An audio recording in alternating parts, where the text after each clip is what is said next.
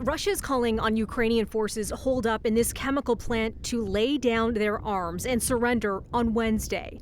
That's when Moscow claims it will open a humanitarian corridor here, allowing people to flee the site in the eastern Ukrainian town of Severodonetsk.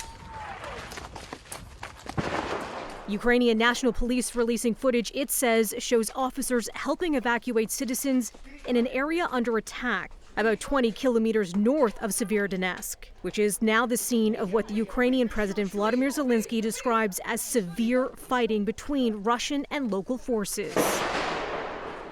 New satellite imagery from Maxar Technologies collected on Saturday showed damaged bridges around the eastern Ukrainian city.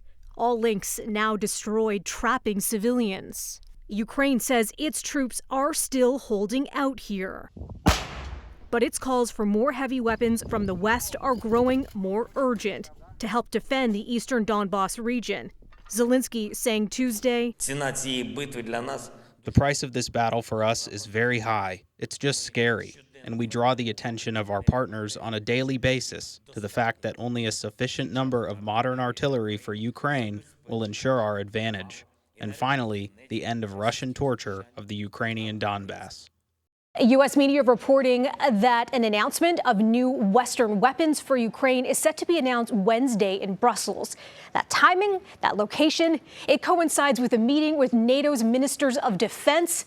And another update coming late in the day from President Zelenskyy. He had this to say on Twitter that he talked with Prime Minister Justin Trudeau on the eve of important international events. That's aimed at coordinating the next steps in counteracting Russia's aggression.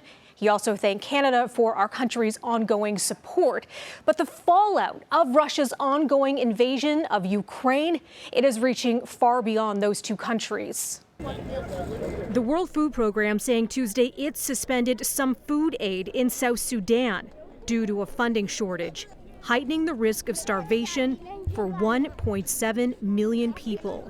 And that's due in part to soaring food prices exacerbated by the crisis in Ukraine, the agency says, along with other factors like continuing conflict and climate change.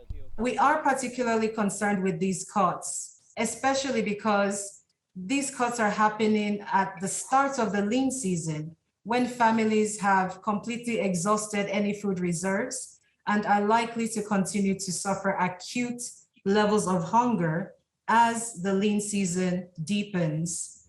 Essentially, WFP in South Sudan, we are in famine prevention mode. The program says it urgently needs more than $400 million to cover hunger needs for the next 6 months and dial back what they describe as an explosive situation. Melissa Duggan, City News.